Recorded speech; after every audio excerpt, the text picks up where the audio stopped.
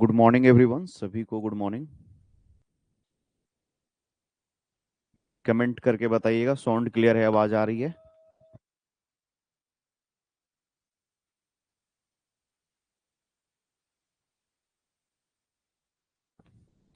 चलो, I hope everything is fine, सब कुछ क्लियर है, आवाज आ रही होगी। तो हम लोग आज ऑब्जेक्टिव का सेशन है वो स्टार्ट कर रहे हैं, ठीक है। और इसका पीडीएफ है वो आपको हम व्हाट्सएप ग्रुप पे भेज देंगे, यानी जो आज का क्लास होगा ना, इसका पीडीएफ आपको व्हाट्सएप ग्रुप पे मिल जाएगा। तो इस पीडीएफ को एक बार देख लीजिएगा। ये सीटी का जो ऑब्जेक्टिव क्वेश्चन है ये दो पार्ट में होगा। मतलब इस पर्टिकुलर पार्ट में हम करीब करीब 100 ऑब्जेक्टिव करवाएंगे, है ना। 100 ऑब्जेक्टिव क्वेश्चन करवाएंगे, और इसका दूसरा पार्ट होगा, उसमें भी करीब करीब 100 ऑब्जेक्टिव क्वेश्चन करवा देंगे। और क्वेश्चन जो है वो यूनिट वाइज होगा। जैसे कंक्रीट से करे हम लोग, सीमेंट और एग्रीगेट ऑलरेडी कर चुके हैं, ठीक है। तो उसको आप देख लीजिएगा एक बार। और यहां से हम लोग स्टार्ट करते हैं कंक्रीट का कुछ ऑब्जेक्टिव। ये यूनिट 3 है ना, कंक्रीट हम लोग का यूनिट 3 में पढ़ना था। तो जो भी क्वेश्चन है वो यूनिट 3 से रिलेटेड है। आप लोग पार्टिसिपेट कीजिएगा, करेक्ट ऑप्शन है वो बताइएगा। बोल रहा है the property of fresh concrete in which the water in the mix tend to rise to the surface while placing and compacting is called. इसको हम लोग क्या बोलते हैं, जब आप प्लेसिंग और कॉम्पैक्ट करोगे तो जो वाटर है, ठीक है, वाटर और सीमेंट, थोड़ा वाटर के साथ सीमेंट भी मिक्स होकर सरफेस पे आता है, तो उसको क्या बोलते हैं।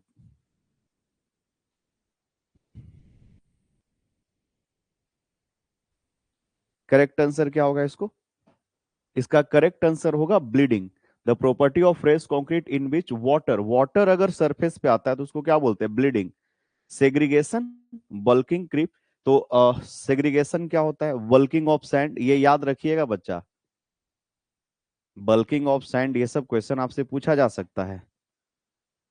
करेक्ट आंसर इसका ब्लीडिंग होगा।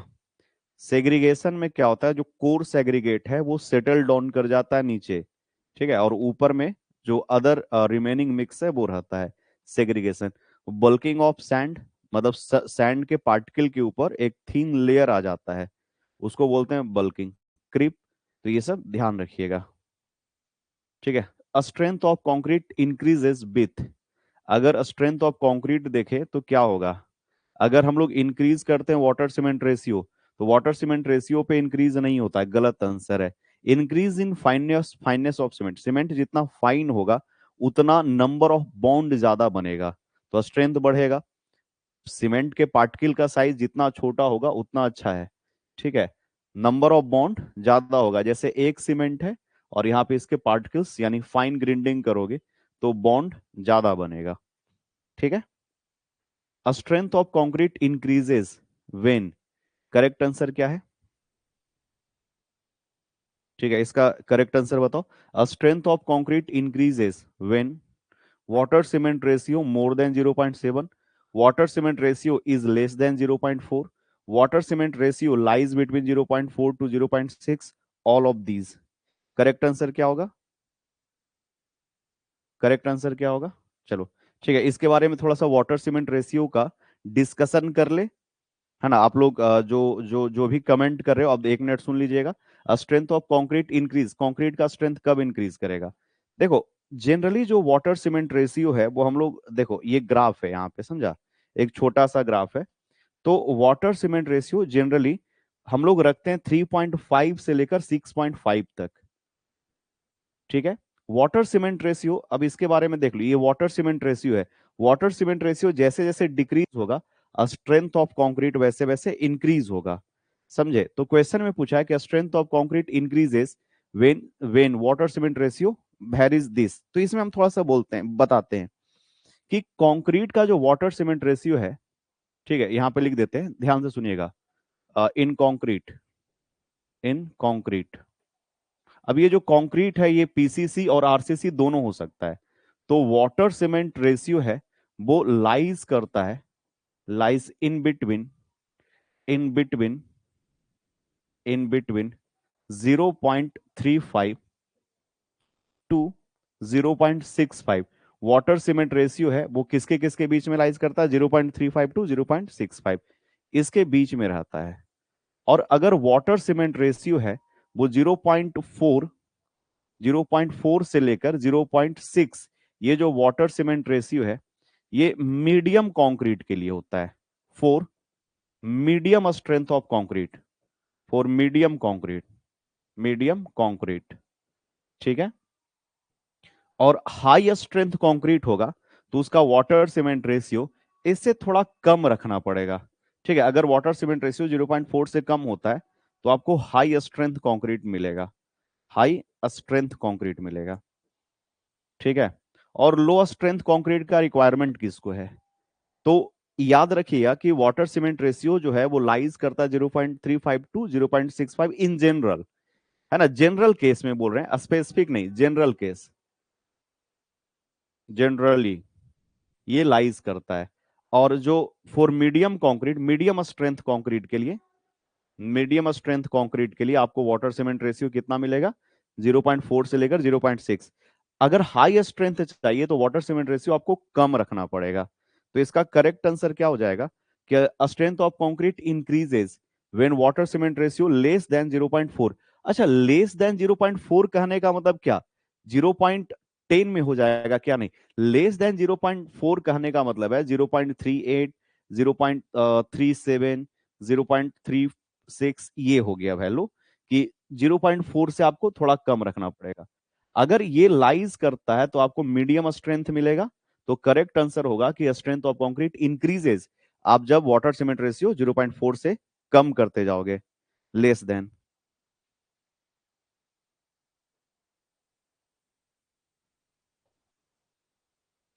चलो आगे बढ़ें। तो ये सब ध्यान में रखिएगा कि लाइज बिटवीन 0.35 टू 0.6 और मीडियम स्ट्रेंथ कंक्रीट के लिए 0.4 टू 0.6 होता है। चलो, तो ये हो गया ग्राफ जिसमें वाटर सीमेंट रेशियो 0.4 के नीचे भी रह सकता है और 0.6 यहाँ पे, 0.6 से भी कुछ ज्यादा हो सकता है। चलो आगे देखिएगा। Concrete of low heat cement, concrete of low heat cement is used in general civil job, marine foundation, mass concreting. Correct answer इसका क्या हो जाएगा,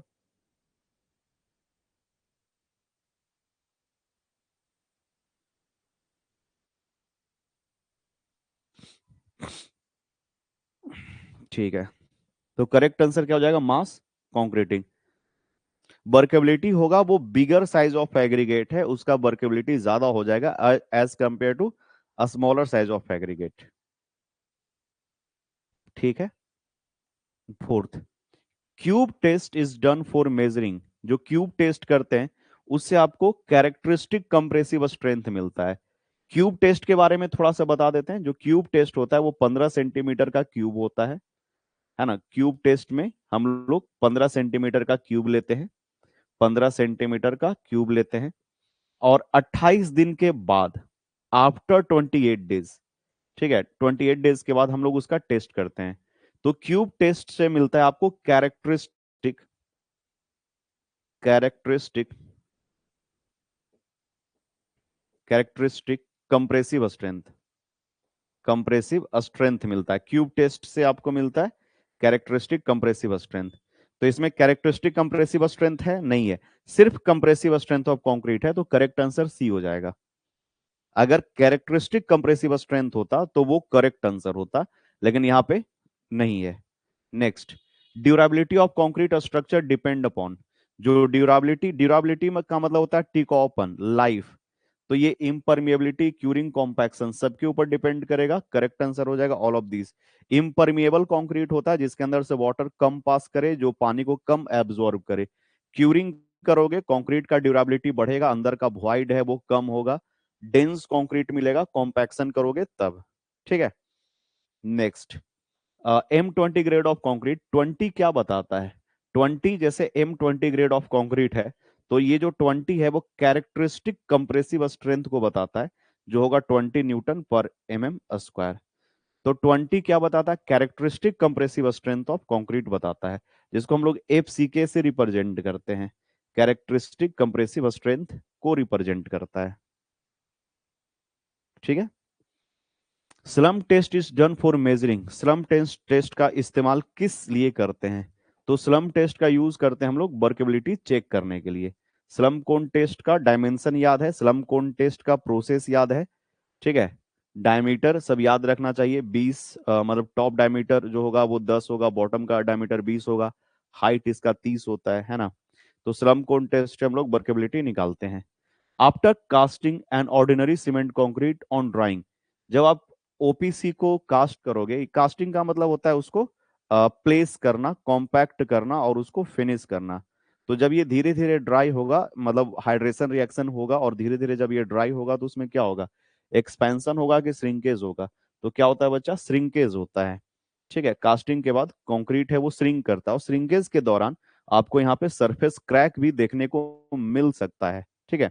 तो श्रिंकेज में आपको सरफेस क्रैक कंक्रीट में दिखता है। तो after casting an ordinary concrete on drawing, जब ये सूखेगा, हाइड्रेशन रिएक्शन होगा, सूखेगा, तो ये क्या होता है, इसमें क्रैक आएगा जो श्रिंकेज को रिप्रेजेंट करता है, ठीक है। M20 ग्रेड ऑफ कंक्रीट का मिक्स प्रोपोर्शन क्या है, ये याद ही रख लो तो आपके लिए अच्छा है, ठीक है। M5 से लेकर M25 तक आप याद रख लेना, ठीक है। जैसे M5 से शुरू करते हैं, समझा।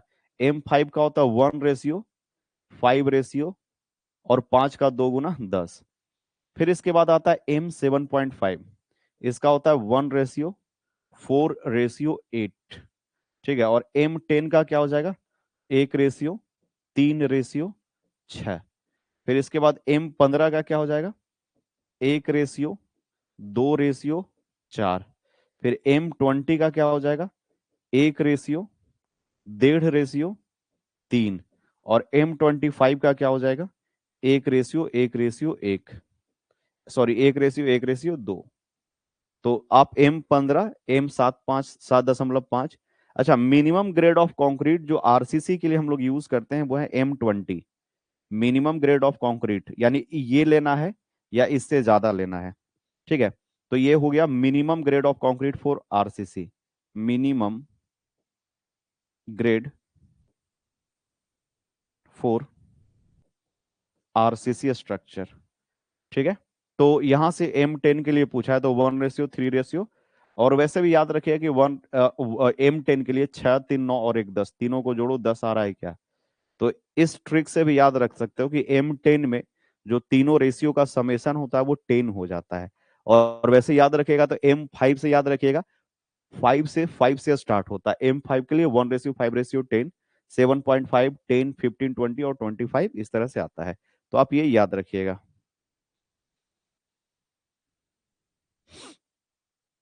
चलो देखो, हम फिर से बोल रहे हैं कि कंक्रीट टेक्नोलॉजी का जो हम सिलेबस कवर किए हैं, सिलेबस को हम इस तरह से कवर किए हैं कि आपका old syllabus, new syllabus, SSC JE में पूछा हुआ कंटेंट सारा कवर हो जाए। तो अगर आप ईमानदारी से कंक्रीट टेक्नोलॉजी का स्टडी किए हो, पढ़ाई किए हो, तो ट्रस्ट में एक भी क्वेश्चन आपसे नहीं छूटेगा, समझा। हम ये कह रहे हैं कि जो भी आपका क्वेश्चन आएगा कंक्रीट टेक्नोलॉजी का, वो सब का सब नोट्स से आएगा। एक क्वेश्चन जो है वो आपको नोट्स के बाहर से नहीं मिलेगा। आउट ऑफ द सिलेबस भी क्वेश्चन पूछेगा ना, तो वो सिलेबस के अंदर ही रहेगा, वो चीज हम आपको पढ़ा चुके हैं। कुछ भी बाहर से नहीं रहने वाला है।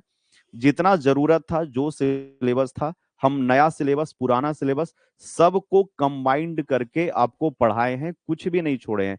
तो आप इस बात के लिए निश्चिंत रहिएगा। दूसरा, ईमानदारी से साफ राइटिंग में डायग्राम बना बनाकर कंक्रीट टेक्नोलॉजी का मतलब जो है वो आंसर राइटिंग करना। अच्छे राइटिंग में लिखोगे, डायग्राम का होगा वहां पर रिक्वायरमेंट, तो आप डायग्राम बना देना, ठीक है। और मतलब अब ये आपके ऊपर, आपके मेहनत के ऊपर डिपेंड करता है कि आप कितना प्रिपरेशन किए हो सीटी का, वैसा ही एग्जाम आपका जाएगा, ठीक है।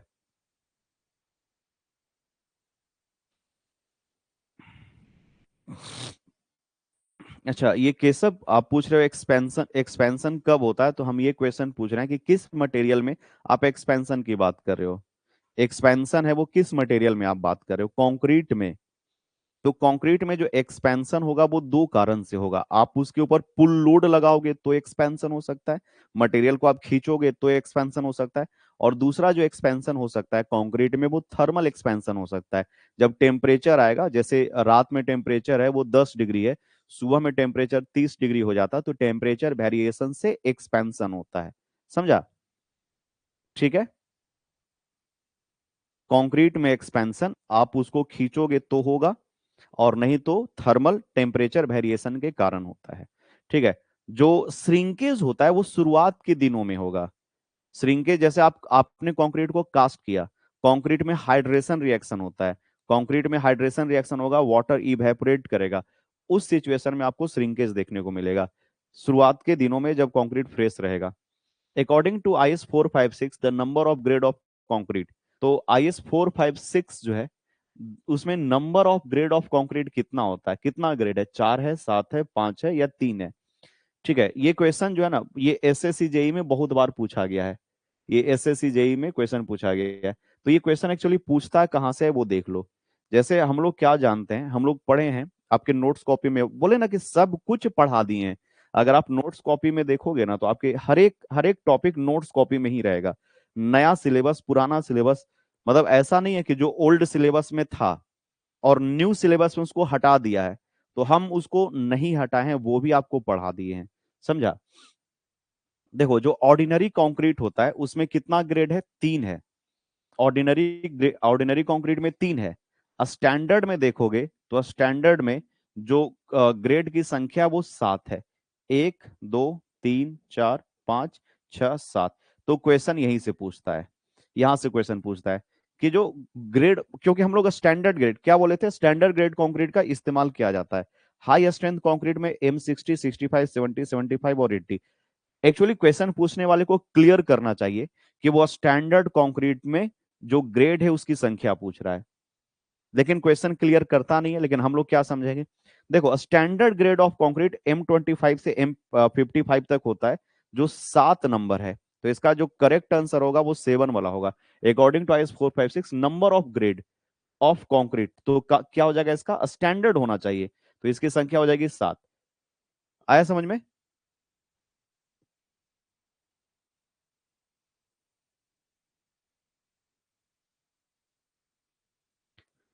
देखो छोटू कुमार यादव, अगर तुमको सर्वेइंग के क्वेश्चन का डिस्कशन करना है तो अपने फ्रेंड से कर लो, यहाँ पे कमेंट करेगा तो सीटी जो पढ़ा उसको पढ़ने दो।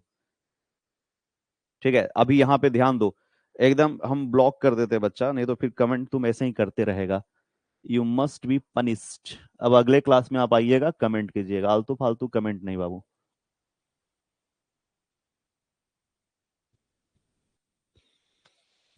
एयर परमेबिलिटी टेस्ट जो है वो आपको हम फाइनेस ऑफ सीमेंट में पढ़ाए हैं। फाइनेस ऑफ सीमेंट, दो तरह से सीमेंट का फाइनेस टेस्ट किया जाता है, एक सीव एनालिसिस है, दूसरा एयर परमेबिलिटी टेस्ट है। जाइए उसको देखिए, नहीं है तो लेक्चर को दोबारा रिपीट करके देख लीजिए। ठीक है। Next question, compressive strength of M20 grade of concrete कितना हो जाएगा, 20 न्यूटन पर mm स्क्वायर। ठीक है। Constitute of the concrete are, जो कंक्रीट का इंग्रेडिएंट है, कंस्टिट्यूशन है, वो क्या है, तो सीमेंट है, फाइन एग्रीगेट, कोर्स एग्रीगेट, तो करेक्ट आंसर डी, यानी इसमें तीनों होता है। चलो next question, the range of water cement ratio for concrete of medium strength. ये कमेंट करके बताओ कि अगर कंक्रीट का मीडियम स्ट्रेंथ आपको चाहिए, कंक्रीट का कौन सा स्ट्रेंथ चाहिए आपको, मीडियम स्ट्रेंथ चाहिए, तो वाटर सीमेंट रेशियो आपको कितना रखना चाहिए। करेक्ट आंसर क्या हो जाएगा, मीडियम स्ट्रेंथ के लिए, सीख गया ना, बहुत अच्छे। देखो 0.2 से 0.6 ये तो रखते ही नहीं है, 0.3 से 0.8 होता ही नहीं है, 0.1 टू 0.7 ये भी नहीं है।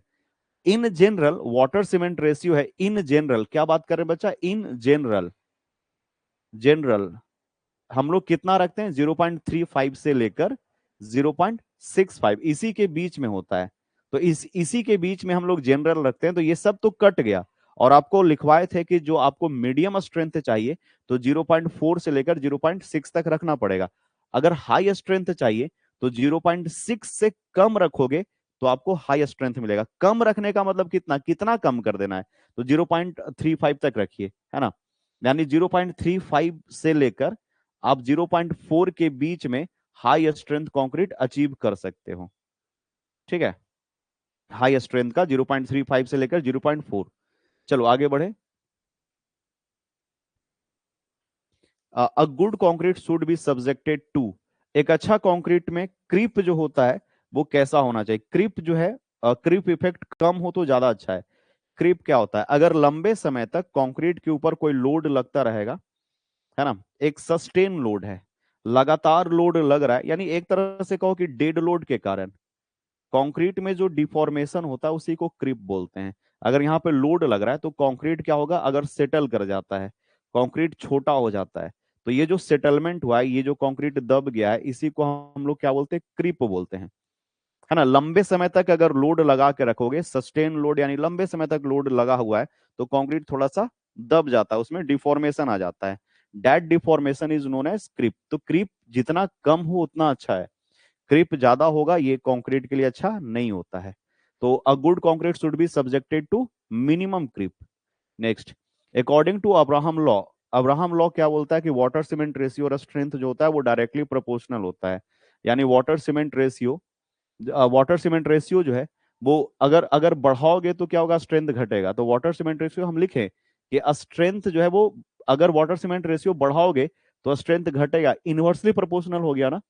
यानी वाटर सीमेंट रेशियो अगर बढ़ाओगे तो स्ट्रेंथ घटेगा, इनवर्सली प्रोपोर्शनल हो गया। यानी वाटर सीमेंट रेशियो डिक्रीज करेंगे तो स्ट्रेंथ बढ़ेगा। तो strength of concrete is inversely proportional, directly नहीं, इनवर्सली। तो B is the correct answer. ठीक है। M20, द नंबर 20 किस चीज को रिप्रेजेंट करता है, कैरेक्टरिस्टिक कंप्रेसिव स्ट्रेंथ का। और 20 का यूनिट क्या हो जाएगा, तो ये यूनिट पूछ रहा है यहाँ पे। M20 है तो FCK का मान है वो 20 न्यूटन पर mm² होगा, या इसी को लिख सकते हो 20 MPa, दोनों एक ही चीज है। तो 20 न्यूटन पर mm², correct answer A. Next, next question, the different method for determining the workability. Workability निकालने के लिए स्लम टेस्ट होता है, कॉम्पैक्शन फैक्टर टेस्ट होता है, VB कंसिस्टोमीटर टेस्ट होता है। तो इसका करेक्ट आंसर डी हो जाएगा। ठीक है। स्लम को ये तीनों टेस्ट याद रखना, बच्चा पूछ देगा। Initial setting time test, final setting time test. एक क्वेश्चन बहुत इंपॉर्टेंट है, पूरा वर्केबिलिटी चैप्टर, अगर कोई बच्चा को लग रहा है सर एक टॉपिक ऐसा बता दीजिए जिससे क्वेश्चन आना एकदम तय है, तो वह वर्केबिलिटी, पूरा वर्केबिलिटी पढ़ के चले जाओ, 4 पेज में वर्केबिलिटी हो जाएगा एकदम। वर्केबिलिटी से श्योर क्वेश्चन आएगा। वर्केबिलिटी क्या है, कौन कौन से फैक्टर वर्केबिलिटी पे डिपेंड करते हैं, और इसमें इसका जो टेस्ट है, जो स्लम कोन टेस्ट, कॉम्पैक्शन फैक्टर टेस्ट और VB कंसिस्टोमीटर टेस्ट, ये पढ़ के चले जाओ बच्चा। एक क्वेश्चन एकदम रखा हुआ है, लिख लो, टैटू बना लो हाथ पे कि सर बोल रहे हैं कि वर्केबिलिटी से एक क्वेश्चन श्योर आएगा, एकदम आना तय है। ठीक है। कल क्वेश्चन तुम लोग पलटोगे ना तो ढूंढना कि सर बोले थे वर्केबिलिटी से क्वेश्चन आ रहा है, तो देखो कि कहां पे वर्केबिलिटी है, मिल जाएगा आपको। ठीक है। दूसरा, नॉन डिस्ट्रक्टिव टेस्टिंग पढ़ाए थे, rebound hammer test, ultrasonic pulse velocity test. छोटा छोटा है, और ये टेस्ट को कौन कौन से फैक्टर इफेक्ट करते हैं, बस उसका नाम याद रख लेना, कौन कौन सा फैक्टर इफेक्ट करते हैं। क्वेश्चन आ रहा है, 2 क्वेश्चन बोले ना अभी आपको, एक वर्केबिलिटी बोले कि श्योर आएगा, नॉन डिस्ट्रक्टिव टेस्ट जो है, rebound hammer test, ultrasonic pulse velocity test, ये पढ़ के चले जाओ। तीसरा, एडमिक्सर पढ़ के चला जाना। आपको लास्ट में हम बोले थे कम में बम है यूनिट, एडमिक्सर आप पढ़ के जाओ कि एडमिक्सर जो है वो कितने तरह के होते हैं। और एक था आपका मतलब जो हाई परफॉर्मेंस कंक्रीट है, ये सब देख के चले जाना। रेडीमिक्स कंक्रीट क्या होता है, फाइबर रेनफोर्स कंक्रीट क्या होता है, छोटा छोटा है। एडमिक्सर, टाइप्स ऑफ एडमिक्सर, ये सब पढ़ लेना। और उधर से हाई परफॉर्मेंस कंक्रीट, ये सब क्वेश्चन एकदम श्योर आ ही रहा है। ठीक है। मतलब ये सब क्वेश्चन है वो बोर्ड से निकल चुका है।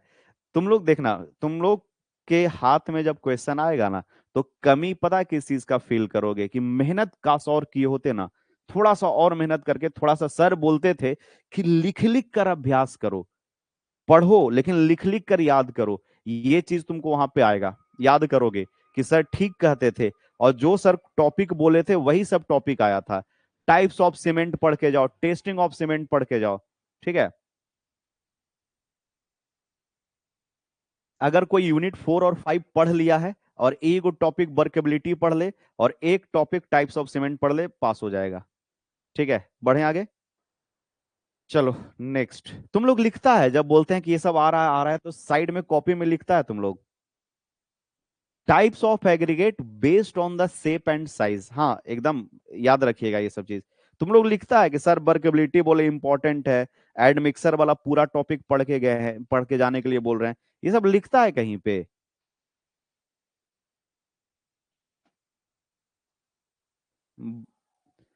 What is the minimum grade of concrete for RCC?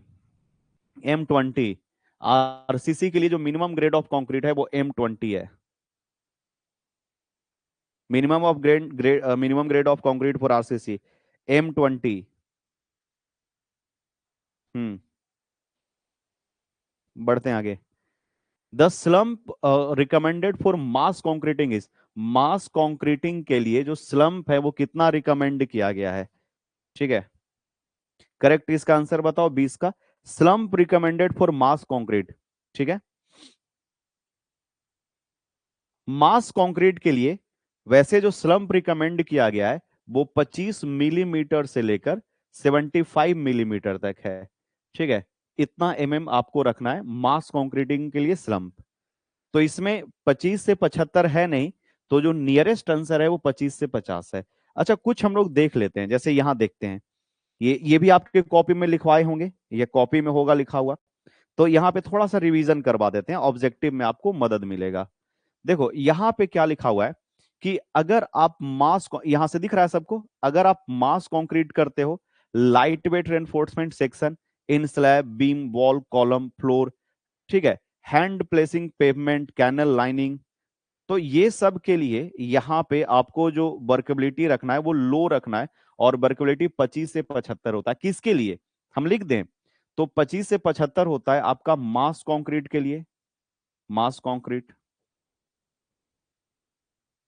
दूसरा, आप याद रखिएगा आरसीसी का बीम कॉलम स्लैब, अगर क्वेश्चन पूछा कि RCC beam comma column comma slab, ये सब के लिए जो स्लम्प है वो कितना होना चाहिए, बस यही क्वेश्चन पूछेगा।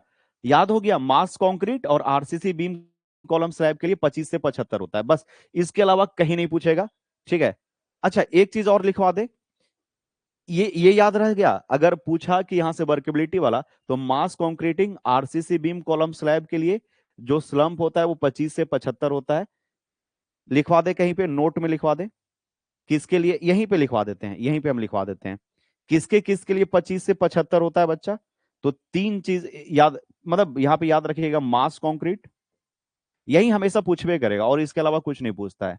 मास कंक्रीट, फिर उसके बाद आरसीसी का ले लीजिए, बीम या कॉलम हो, नॉर्मल बीम कॉलम स्लैब, इसके लिए जो हम लोग रखते हैं, इसके लिए सब के लिए जो स्लम्प वैल्यू होता है वो 25 मिलीमीटर से लेकर 75 के बीच में रखा जाता है।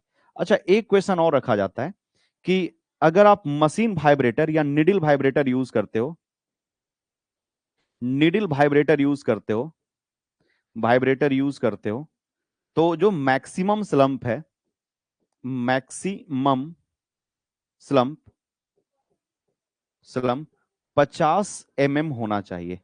अगर 50 से ज्यादा स्लम्प है तो निडल वाइब्रेटर यूज नहीं करेंगे, स्लम्प हाई हो जाता है, वहां पे सेग्रीगेशन होने के चांसेस हैं। तो निडल वाइब्रेटर अगर आप इस्तेमाल कर रहे हो तो मैक्सिमम स्लम्प जो वैल्यू होगा वो कितना होगा, 50 याद रख लेगा ये चीज। अरे जल्दी कमेंट करके बोलो कि मैक्सिमम स्लम्प नीडल वाइब्रेटर आप यूज करोगे तो मैक्सिमम स्लम्प होगा वो 50 होना चाहिए, 50 से ज्यादा नहीं। याद रहेगा, 50 से ज्यादा होगा तो हम लोग हैंड कॉम्पैक्शन करेंगे, मशीन कॉम्पैक्शन नहीं, मैनुअल कॉम्पैक्शन किया जाएगा। नीडल वाइब्रेटर अप टू 50 या उससे कम रहे तो मास कंक्रीट आरसीसी बीम कॉलम में 25 से 75 होता है, यानी एक तरह से कहो 25 से 50 होता है। तो यहां पे हम लोग निडल वाइब्रेटर इनमें यूज कर सकते हैं। बढ़े आगे, याद रखिएगा, कहीं पे होगा तो नोट में लिख लीजिएगा। बढ़ते हैं आगे। नेक्स्ट क्वेश्चन बोल रहा है कि सेपरेशन ऑफ वाटर और water sand cement from freshly mixed concrete is known as. तो सेपरेशन ऑफ वाटर, अगर सेपरेशन ऑफ वाटर है तो उसको हम लोग क्या बोलेंगे? अगर सेपरेशन ऑफ वाटर हो रहा है या फिर वाटर के साथ थोड़ा सीमेंट भी है आ गया तो उसको हम लोग ब्लीडिंग कहते हैं। क्या बोलते हैं उसको? ब्लीडिंग कहते हैं। Dicalcium silicate generate less, less, अब तो ऐसा क्वेश्चन खूब पूछता है, less heat of hydration, correct answer है। है ना, C2S है, वो less heat of hydration produce करता है। Vicat apparatus is used for perform test, कौन सा टेस्ट करते हैं? तो वीकेट एपरेटस से तीन टेस्ट किया जाता है। पहला क्या है? कंसिस्टेंसी। दूसरा क्या है? Initial setting time. तीसरा क्या है? Final setting time. तीन तरह का निडल यूज करते हैं। कंसिस्टेंसी के लिए हम लोग प्लंजर यूज करते हैं। लीच एट टेलियर मेथड से सॉन्डनेस टेस्ट हम लोग करते हैं, और सॉन्डनेस टेस्ट करने का एक ऑटोक्लेव मेथड भी है। ठीक है। IS has specified full strength of concrete after 28 days। 28 दिन हो जाएगा तो हम लोग मान के चलते हैं कि कंक्रीट अपना फुल स्ट्रेंथ गेन कर लिया है।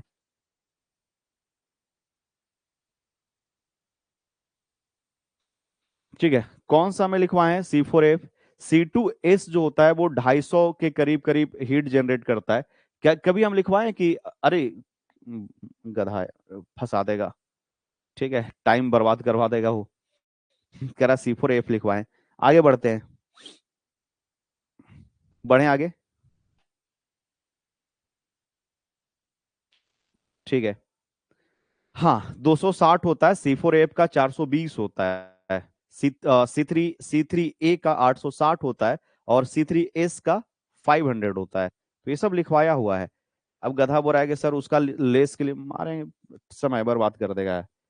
ठीक है, टाइम किलर। आगे देखते हैं। The top diameter, bottom diameter and height. Top diameter, bottom diameter और हाइट। तो कुछ ऐसा होता है स्लम कोन। 10, बॉटम हो गया 20, और हाइट हो गया 30। नहीं, 10 सेंटीमीटर, 20 सेंटीमीटर, और ये कितना होता है? 30 सेंटीमीटर। तो करेक्ट आंसर क्या हो जाएगा? 10, 20, 30। Top diameter, bottom diameter and height. The ratio of various ingredient, that is cement, sand and aggregate in concrete M20। M20 के लिए क्या हो जाएगा? तो 1 रेशियो 1.5 रेशियो 3। और M25 के लिए क्या होता है? 1 रेशियो 1 रेशियो 2। करेक्ट आंसर क्या हो जाएगा? 1 ratio 1.5 ratio 3A। The process of proper and accurate measurement of concrete ingredient for uniformity of the proportion is the process of accurate measurement, batching। ठीक है, the process of accurate measurement of concrete ingredient for uniformity of properties is known as batching। For a given water cement ratio in concrete, with passage of time the permeability क्या होगा? permeability क्या होगा इसमें? ध्यान से देखिएगा।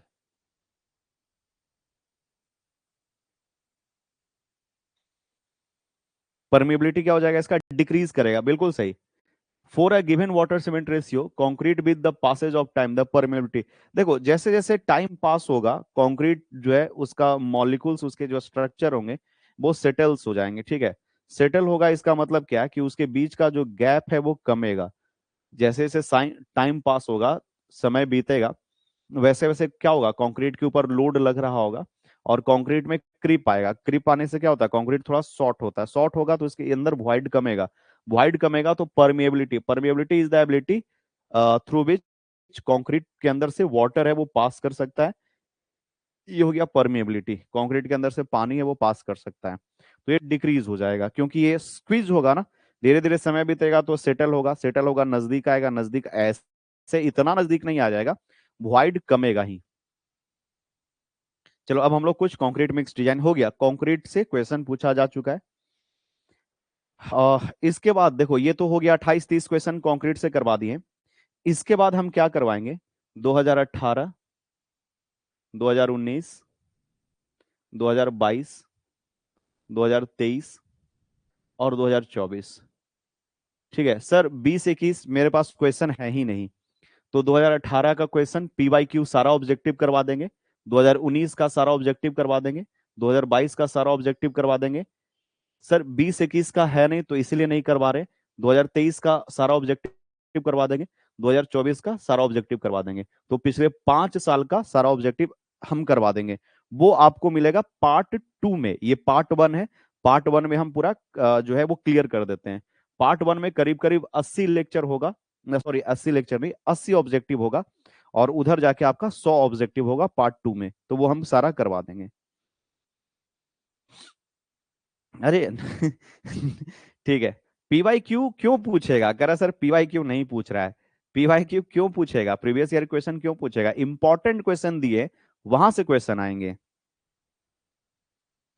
ठीक है। तुम लोग मतलब जो होता है ना, एक रिजल्ट आ गया, मतलब एक सर्वेइंग का एग्जाम दिया, उसके बाद तुम लोग एक वो सेट कर लिया, रुझान आ गया नहीं। मतलब ये इलेक्शन हो रहा है। मतलब जो टीचर सर्वेइंग का क्वेश्चन सेट किया है, क्या वही टीचर कॉन्क्रीट टेक्नोलॉजी का सेट करेगा? ठीक है। ऐसा नहीं ना बच्चा। आप इंपॉर्टेंट क्वेश्चन पढ़िए, जो जो आप पढ़ के जा रहे हो ना, आपके पढ़ा हुआ चीज से क्वेश्चन पूछेगा। ठीक है। अरे फोर्थ सेमेस्टर का बैच कर गधा करे कब आएगा? पहले थर्ड सेमेस्टर तो बढ़िया कंप्लीट कर लें। पहले थर्ड सेमेस्टर का तो देख ले, फोर्थ सेमेस्टर का तुम लोग। हाँ, फोर्थ सेमेस्टर का बैच है, वो हम ज्यादा समय का मतलब इंतजार नहीं करेंगे। अच्छा, फोर्थ सेमेस्टर में हम क्या क्या सोचे हैं, ध्यान से सुनिएगा। फोर्थ सेमेस्टर में हम ऐसा स्ट्रैटेजी बनाएंगे कि बहुत सारे बच्चे ऐसे होते हैं जो सेमेस्टर को बहुत ज्यादा सीरियसली लेते हैं, और मार्क्स उनके लिए बहुत ज्यादा इंपॉर्टेंट होता है। तो हम अपना पेपर का जो इंपॉर्टेंट या गेस क्वेश्चन है, वो डे 1 या डे 2 में दे देंगे। मतलब इंपॉर्टेंट क्वेश्चन, गेस क्वेश्चन, जैसे ही बैच स्टार्ट होगा उनके पास सारा यूनिट का इंपॉर्टेंट क्वेश्चन हम पहले ही दे देंगे, क्योंकि हमको तो पता है सिलेबस क्या है, कहाँ से क्वेश्चन पूछे जाएंगे। तो सारा क्वेश्चन हम पहले ही दे देंगे। और डे 1 से वैसे बच्चे जो सेमेस्टर का तैयारी करते हैं, वो अपना क्वेश्चन के अनुसार प्रिपरेशन करिएगा। और वो हो गए, साइड अलग हो गए। और जिनको मस्ती से पूरा एकदम डिटेल में सब्जेक्ट पढ़ना है, वो यहाँ पढ़ते रहिएगा, है ना। यूनिट 1 2 3 एकदम डिटेल में जो हम पढ़ते हैं, पढ़ाते हैं, न्यूमेरिकल सॉल्व करवाते हैं, वहां पे आप लगे रहिएगा। पहला काम आप ये कीजिएगा। ठीक है। हाँ, ये अरे लेटेस्ट न्यूज नहीं है। ठीक है। हाँ, हम जल्दी स्टार्ट कर देंगे। और एक चीज और कि आप लोग का, हाँ, एक चीज और कि हम आएंगे आपसे जरूर मिलने, जब आपका एग्जाम, अभी एग्जाम के समय में हो सकेगा तो, नहीं तो जब आपका प्रैक्टिकल होगा तो आपसे मिलेंगे। और फेस टू फेस जो इम्प्रूवमेंट है कि सर ये चीज और होना चाहिए, तो हम लोग फेस टू फेस मिलकर इस पे भी हम लोग बात करेंगे। ठीक है। क्योंकि लेक्चर में पढ़ाते पढ़ाते पढ़ाते बहुत वो हो नहीं पाता है। तो फेस टू फेस मिलकर एक बार हम आप लोग का पूरा पूरा प्रॉब्लम जानेंगे कि और क्यों नहीं पढ़ पा रहे हो। मेन तो रीजन ये है ना कि सर लेक्चर मिलता है, बहुत लेक्चर आता है, हम पढ़ नहीं पा रहे हैं। तो उसका भी सॉल्यूशन आपको हम बताएंगे। हर बच्चे का पर्सनल जो प्रॉब्लम होगा वो वहां पे आप पूछ पाइएगा कि सर हमको, हम पढ़ना तो चाहते हैं लेकिन मेरे लाइफ में ये प्रॉब्लम आ रहा है, ये दिक्कत हो रहा है। तो वहां पे हम थोड़ा सा आपको सजेस्ट करेंगे। ठीक है। चलो अभी हम लोग देखते हैं कंक्रीट मिक्स डिजाइन। मतलब कहने का मतलब है कि आपका पर्सनल प्रॉब्लम है, वो हम फेस टू फेस सुनेंगे, और उसी के अकॉर्डिंग हम आपको सेमेस्टर शुरू होने से पहले आपको सजेस्ट कर देंगे कि आपको क्या करना चाहिए इस स्थिति में। ठीक है। चलो यहां देखते हैं। और एक बार लाइव क्लास में भी हम लोग ऐसा कर लेंगे, जिसमें जहां पे हम नहीं जा पाए वहां पे बच्चे पूछ सकते हैं, और केवल एप्लीकेशन में करेंगे। ठीक है। जहां पे आप लोग क्लोज क्वेश्चन पूछ सकते हो, है ना, जैसे लाइव में आ जाएंगे।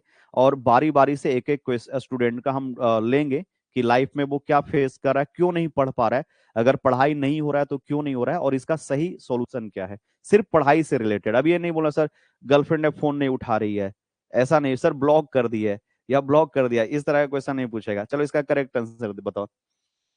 ठीक है। तो क्वेश्चन है कि has designated the concrete mixes into number of grade M10 M20। तो ordinary concrete, strength, high strength concrete और मीडियम कंक्रीट। ठीक है। एक यहाँ पे आपको बताए थे कि IS 456 है। दे सजेस्टेड, ये IS कोड कौन सा है बच्चा, देखो IS 456 है, टेबल 2 में ग्रेड ऑफ कंक्रीट लिखा हुआ है ना। तो grade of concrete ordinary, standard और हाई स्ट्रेंथ कंक्रीट है। तो 10 15 20 ये जो ग्रेड ऑफ कंक्रीट है, ये किस कोड में है? तो IS 456 2000 में है। समझा? तो ये याद रखिएगा, ये जो ग्रेडिंग है। और इसमें कितने ग्रेड होते हैं? स्टैंडर्ड में 7 होते हैं। चलो तो हम लोग अब आगे देखते हैं। तो IS 456 2000, ये 2000 में कोड पब्लिश हुआ है। Has designated the concrete mixes into a number of grade M10 M20। अब इस तरह का क्वेश्चन ज्यादा पूछता है, जो फिल इन द ब्लैंक्स रहेगा, और उसमें आपको पुट करना पड़ेगा। ठीक है। हाँ, तो ए हो गया करेक्ट आंसर। अगला हम लोग देखते हैं नेक्स्ट। नेक्स्ट है एज पर IS 456 1978 तो ये पुराना कोड है, ओल्ड ओल्ड कोड है। एक कोड था IS 400, IS IS 456 2000, और एक कोड है IS 456 1978। तो ये ओल्ड है, ये वर्किंग स्ट्रेस मेथड पे है, और ये लिमिट स्टेट मेथड में है। ये सब याद रखने की जरूरत नहीं है, LSM और WSM ये याद रखो। तो concrete mixes are designated into 7 grade, 25 से लेकर 55, M25 से लेकर M55। ये क्लियर नहीं किया है, बट इसको क्लियर करना चाहिए। M35, M40, M45, M50 और M55, ये है ऑर्डिनरी, सॉरी स्टैंडर्ड कंक्रीट, और इसकी संख्या ये स्टैंडर्ड हो गया। ठीक है, तो ये स्टैंडर्ड कंक्रीट है, उसका 7 ग्रेड है। नेक्स्ट, तो कह रहा है कि water cement ratio content to give adequate durability for particular site condition. तो कह रहा है कि वाटर सीमेंट रेशियो, सीटी में डेटा बहुत ज्यादा है बच्चा, और ये भी याद रखिएगा कि अगर जितना हम सीटी पढ़ाए हैं, अगर वो सब डेटा आप याद रखते हो, सारा इंफॉर्मेशन बार बार आप रिवाइज करके रखते हो, तो भरोसा करो कि आप SSC जेई का 12 क्वेश्चन करके आ जाओगे। 10 से 12 क्वेश्चन आप करके आ जाओगे। आज SSC जेई का एग्जाम अगर ले ले, और सीटी जो में हम पढ़ाए वो 100 क्वेश्चन रहता है, हम कर रहे हैं 100 क्वेश्चन रहता है, तो 100 क्वेश्चन में आप 8 क्वेश्चन ऑब्जेक्टिव में स्ट्रेंथ ऑफ मटेरियल का कर लोगे, और 12 क्वेश्चन है सीटी से कर लोगे। तो 100% में हम आपका 20% का तैयारी तो अभी करवा दिए हैं SSC जेई का, 20% का तैयारी केबल स्टील और इससे करवा दिए हैं। सर और क्या करवाइएगा? तो आगे चल के तुम लोग RCC पढ़ोगे, ठीक है, स्टील डिजाइन पढ़ोगे, और टॉस पढ़ोगे, थ्योरी ऑफ स्ट्रक्चर पढ़ोगे। ये 3 से आप कम से कम 20 क्वेश्चन एक्सपेक्ट करते हो। तो हम आपका जब जब डिप्लोमा डिप्लोमा करके निकलोगे, तो हम बोल रहे हैं कि 40% SSC जेई का तैयारी हम करवा देंगे। मेरा जो पेपर है वहां से आप 40% SSC जेई का तैयारी कर लोगे। और एक सब्जेक्ट और है एस्टिमेटिंग एंड कॉस्टिंग, उसका तो 10% हम जोड़े ही नहीं है, एस्टिमेटिंग कॉस्टिंग एंड वैल्यूएशन। तो 50% का तैयारी हम करवा देंगे, ठीक है। और जितेश सर और सावन सर मिलकर आपको 30% SSC जेई का तैयारी करवा चुके होंगे, 30% उनके सिलेबस से आ जाएगा। तो जब आप यहां से डिप्लोमा करके निकलोगे JRS से, तो आपका 80% SSC जेई का सिलेबस है वो कवर हो चुका होगा। बस आपको 20% एक्स्ट्रा कवर करना होगा, और बाकी जो चीजें उसको रिवाइज करना होगा, ठीक है। तो आगे बढ़ते हैं यहां से। करा कि देखो, the water cement ratio content to give adequate durability. देखो, जो हम लोग का साइट कंडीशन है वो होता था माइल्ड। क्या होता था? इन्वायरमेंट कंडीशन होता था माइल्ड, मॉडरेट, मॉडरेट, ठीक है, severe, severe, very severe, very severe, और एक्सट्रीम होता था। तो यहां पे माइल्ड, मॉडरेट, सीवियर, अलग अलग कंडीशन में अलग अलग वाटर सीमेंट रेशियो होता है। समझा? वाटर सीमेंट जो रेशियो है वो अलग अलग कंडीशन में अलग अलग होता है। वाटर सीमेंट रेशियो वैरी करता है 0.35 से लेकर 0.35 से लेकर 65 के बीच में वाटर सीमेंट रेशियो वैरी करता है। तो अलग अलग कंडीशन में अलग अलग वाटर सीमेंट रेशियो रखा जाता है ड्यूरेबिलिटी के लिए। तो यहां पे different water cement ratio content to give adequate durability for particular site condition. Site condition मतलब इन्वायरमेंटल कंडीशन। इन्वायरमेंटल कंडीशन का मतलब हो गया mild, moderate, severe, very severe और एक्सट्रीम। तो अलग अलग साइट पे अलग अलग वाटर सीमेंट रेशियो हम लोग यूज करते हैं, और वो जो वाटर सीमेंट रेशियो होता है वो स्टैंडर्ड होता है, इसलिए नॉमिनल वर्ड यूज कीजिएगा। नॉमिनल का मतलब होता है सिविल इंजीनियरिंग में स्टैंडर्ड वैल्यू, जो कि फिक्स नहीं है, वेरी करता है। नॉमिनल का मतलब एक स्टैंडर्ड वैल्यू मिलेगा आपको। नॉमिनल वर्ड है, इसका मतलब क्या होता है? Standard, standard value for standardisation, which is not fix, which is not fixed. ये फिक्स नहीं है स्टैंडर्ड वैल्यू, लेकिन ये वेरी करेगा अलग अलग जगह पे। तो नॉमिनल हम लोग नॉमिनल वाटर सीमेंट रेशियो रखते हैं, ठीक है। तो कम ज्यादा नहीं रखा जाता, जैसा साइट कंडीशन होगा वैसा हम लोग वाटर सीमेंट रेशियो यूज करेंगे। तो याद रखिएगा, nominal water cement ratio content to given adequate durability मतलब लाइफ। जैसे अब मान के चलो कि कहीं पे सी वाटर है ना, कोस्टल एरिया के किनारे है, फैक्ट्री है जहां पे केमिकल है, तो वहां पे ड्यूरेबिलिटी जो है वो अलग अलग होना चाहिए, माइल्ड में, मॉडरेट में, सीवियर में, वेरी सीवियर, एक्सट्रीम में। तो अलग अलग सिचुएशन में अलग अलग ड्यूरेबिलिटी, तो अलग अलग ड्यूरेबिलिटी तो अलग अलग वाटर सीमेंट रेशियो, अलग अलग सीमेंट का टाइप, सीमेंट टाइप भी बदलेगा। तो वहां पे आपको नॉमिनल वर्ड यूज करना पड़ेगा। ठीक है, चलो। Has designated the concrete mixes, ये फिर क्वेश्चन पूछ दिया है, दो और रिपीट हो गया बच्चा, टाइपिंग मिस्टेक है। What is the approximate mix proportion for M10, तो इसमें 10 होना चाहिए, 6 3 9 1 10। व्हाट इज अप्रोक्सीमेट मिक्स 15, तो 2 4। ये हो गया M किसके लिए बच्चा, M10, M15, M20 और M25। Smith rebound hammer technique is use to measure, तो स्मिथ जो होता है ना, Smith hammer rebound hammer test होता है, वो सरफेस हार्डनेस पे था। जितना ज्यादा सरफेस हार्ड रहेगा वो उतना ज्यादा रिटर्न होगा, यही ना था। स्मिथ रिबॉन्ड हैमर टेस्टर में हम लोग हैमर को सटाते थे और स्प्रिंग अटैच मास होता था जो सरफेस से टकराता था और बाउंस बैक करता था। तो जितना दूर आएगा वो आपको रिबाउंड नंबर देता था। रिबाउंड नंबर जितना ज्यादा रहेगा सरफेस हार्डनेस उतना ज्यादा है, और जितना ज्यादा सरफेस सरफेस हार्डनेस उतना ज्यादा उसका स्ट्रेंथ। तो सरफेस हार्डनेस से हम लोग कैलिब्रेट करके स्ट्रेंथ मेजर किया करते थे। Which of the following is not a non destructive test, अच्छा इसमें not a non destructive test यानी not a non destructive test यानी कौन सा इसमें से डिस्ट्रक्टिव टेस्ट है, डिस्ट्रक्टिव टेस्ट कौन सा है।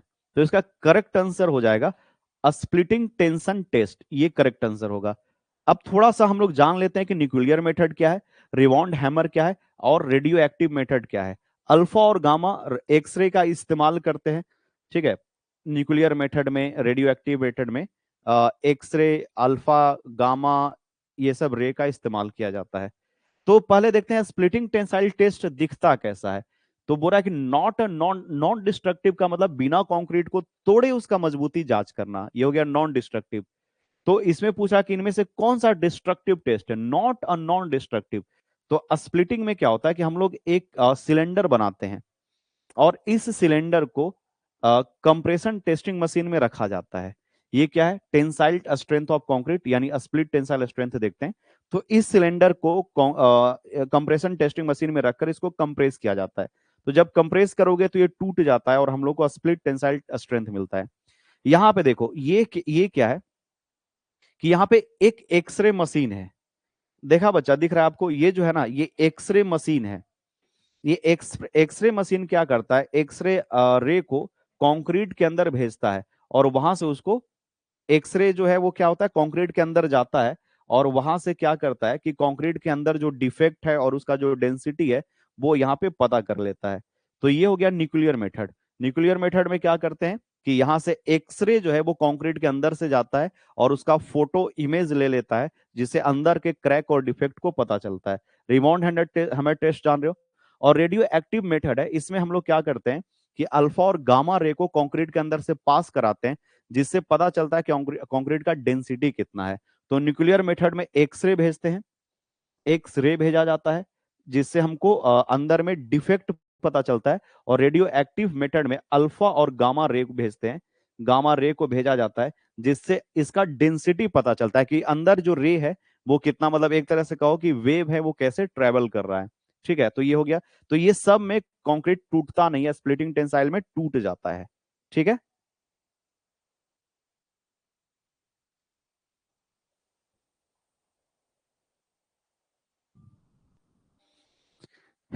ठीक है, हम लोग बहुत अच्छे। नेक्स्ट, नेक्स्ट, एज पर IS 456/2000 the permissible limit for sulphate in water, water pure होना चाहिए। कंक्रीट के लिए जो हम लोग वाटर यूज करते हैं वो प्योर होना चाहिए। तो सल्फेट का जो मात्रा होता है वाटर में फॉर मेकिंग कंक्रीट, ये 400 mg पर लीटर से ज्यादा नहीं होना चाहिए, ये डेटा याद रखो। वैसे ये क्वेश्चन जो है पूछेगा नहीं क्योंकि ये फिफ्थ सेमेस्टर का क्वेश्चन है। ये क्वेश्चन जो है वो फिफ्थ सेमेस्टर का, लेकिन टाइपिंग करते समय यहाँ पे डाल दिया है। क्वेश्चन कहाँ का है, फिफ्थ सेमेस्टर का है ये। आरसीसी का क्वेश्चन है, बट ठीक है लिख दिए। The slump recommended for mass concreting, अभी हम लोग पढ़े थे मास के लिए आरसीसी, बीम, कॉलम के लिए बताओ। कॉलम है, स्लैब है या बीम, ये सब के लिए, इन सब के लिए 25 से 75 होता है, तो 25 से 75 है नहीं, तो 25 से 50 correct answer. The process of proper and accurate measurement of, accurate measurement का मतलब क्या हो गया, बैचिंग।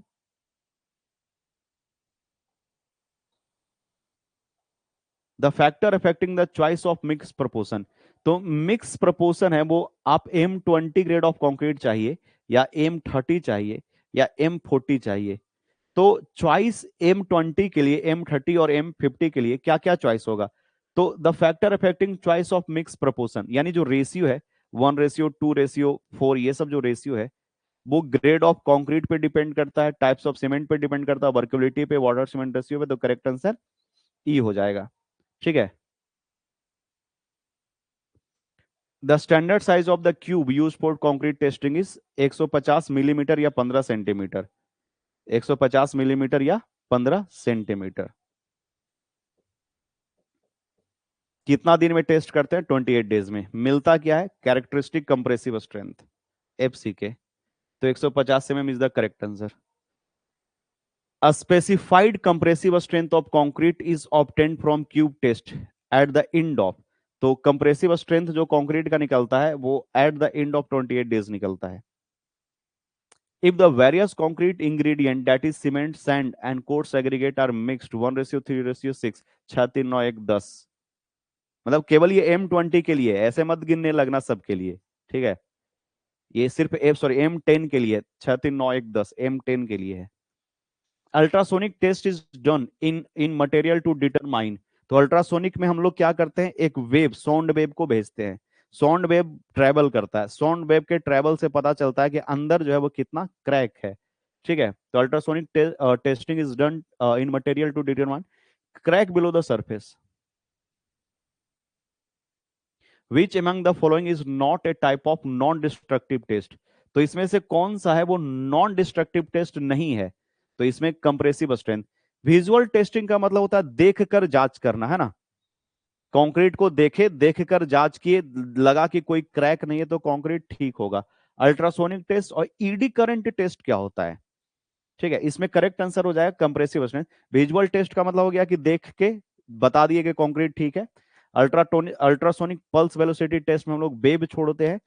ईडी करंट टेस्ट जो है वो जांच किया जाता है ये स्टील बार के लिए, स्टील बार यानी जो लोहे का छड़ है उसके उसके अंदर से हम लोग करंट पास करवाते हैं, और करंट के फ्लो के आधार पे पता चलता है कि अंदर जो है वो कितना जंग लगा हुआ है। ईडी करंट टेस्ट है वो यहाँ पे स्टील बार के कोरोजन के लिए जांच किया जाता है।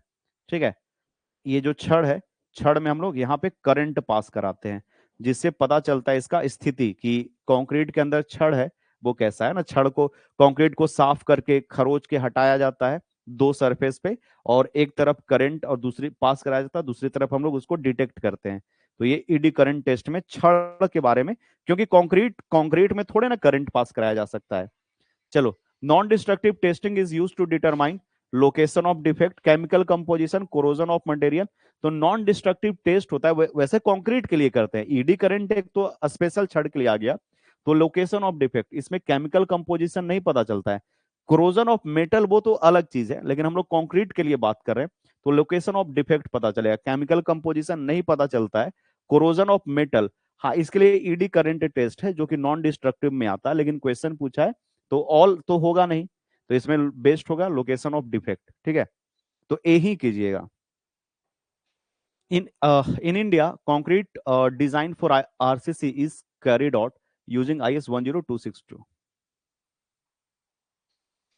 According to IS 456:2000, the slump value in of the concrete used to ordinary, देखो आरसीसी वर्क पूछा ना बउआ, बोल रहे थे कि आरसीसी वर्क पूछेगा। आरसीसी बीम एंड स्लैब, बताओ कौन सा होगा करेक्ट आंसर। करेक्ट आंसर क्या होगा, याद है, मास कंक्रीट रहेगा तब, और नहीं तो आरसीसी वर्क रहेगा तब। कौन सा होगा, 25 से 75, तो 25 से 75 ऑप्शन ही नहीं देता है। तो 25 से 50, वो भी मिलीमीटर में, इन mm।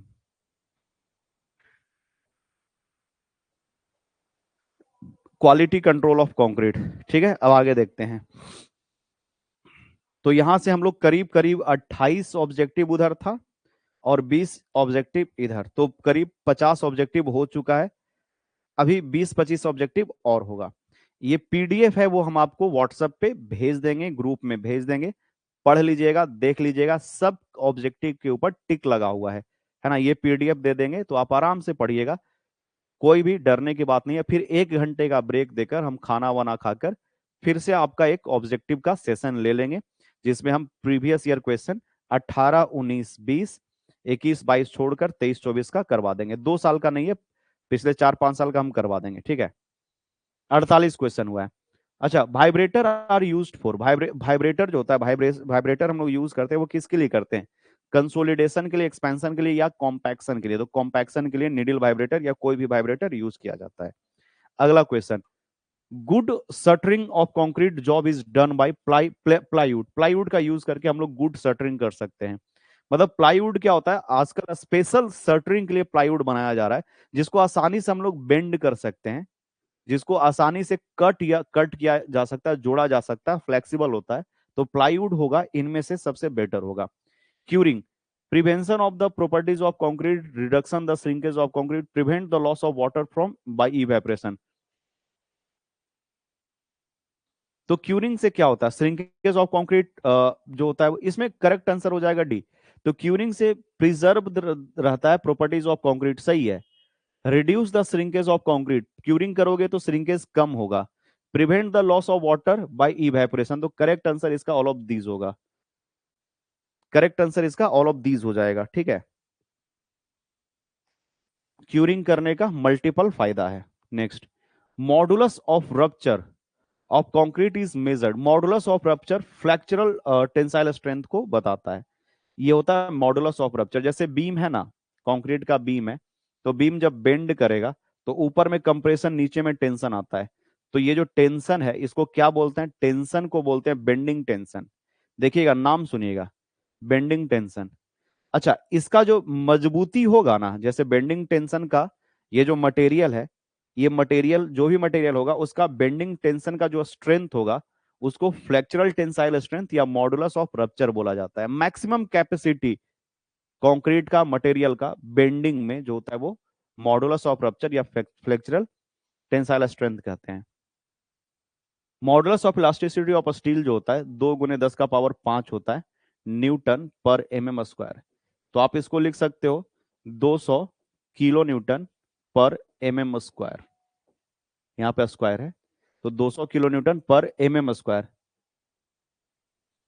C, next, minimum grade of concrete to be cast in reinforced casted to be casted in reinforced concrete as per IS 45/2000। तो minimum grade of concrete M20। In case of hand mixing concrete the extra cement to be added. ये बताओ, ये सही कर लेगा तुम लोग? 7th का करेक्ट आंसर बताइए। तो जब हम लोग हैंड मिक्सिंग करेंगे तो 10% एक्स्ट्रा सीमेंट उसमें देंगे, जो रिक्वायरमेंट है उससे ज्यादा। ठीक है। For quality control of Portland cement the test essentially done is. तो अगर क्वालिटी कंट्रोल पोर्टलैंड सीमेंट का, अगर क्वालिटी चेक करना चाहते हैं, quality control of Portland cement, the test essentially done is setting time test, tensile test, soundness test, सब। जितना test है सब कर दो, तभी जाके आपको बेस्ट प्रॉपर्टी पता चलेगा। ठीक है। Rubbing the floor with oxalic acid, ठीक है, done to make the surface. Oxalic acid का यूज करते हैं जिससे हम लोग का सरफेस है, जैसे मार्बल का या फिर आप टाइल्स यूज करते हो, तो ऑक्जेलिक एसिड से साफ किया जाता है, जिससे दाग धब्बा मिट जाता है और जो सरफेस है वो ग्लोसी फिनिश देगा। ग्लोसी मतलब चमकीला, शीशे का जैसा चमकीला। ग्लोसी का मतलब क्या होता है? चमकीला, शीशे जैसा साफ कर देता है ना, ग्लोसी स्किन, चमकीला स्किन।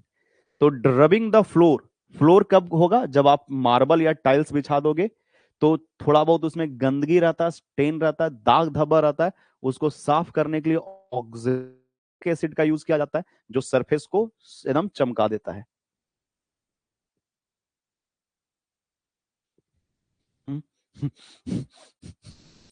चलो आगे देखते हैं। नेक्स्ट, द अरे मिनिमम ग्रेड ऑफ कंक्रीट है वो M20 है।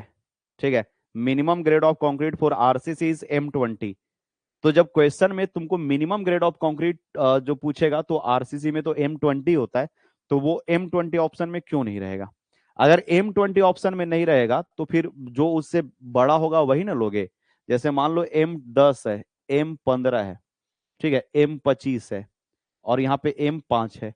तो कभी हम लोग 20 से कम लेते हैं? जब मिनिमम 20 है तो मिनिमम ग्रेड ऑफ कंक्रीट 20 होता है, तो इसके लिए ये वाला है, तो ये ऑप्शन तो रहेगा ही ना। ठीक है, चलो आगे देखते हैं। तो the arrangement made to support an unsafe structure temporary is known as. तुम लोग पढ़ा है बिल्डिंग कंस्ट्रक्शन में souring?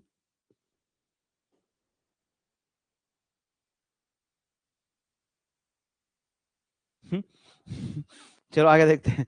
The arrangement the arrangement made to, देखो अभी अभी एक चीज बोले बच्चा, जो भी अभी लाइव में हो, जो लेक्चर देख रहे हो, अभी का स्थिति इमेजिन इमेजिन करो कि अभी सेमेस्टर के लिए तुमको इतना मतलब डर लग रहा है, इतना मेहनत करना पड़ रहा है। इसका मतलब है कि जब आप कंपटेटिव एग्जाम में बैठोगे तो आपको आपको बहुत ज्यादा प्रिपेयर्ड होके बैठना पड़ेगा, क्योंकि कंपटीशन टफ है।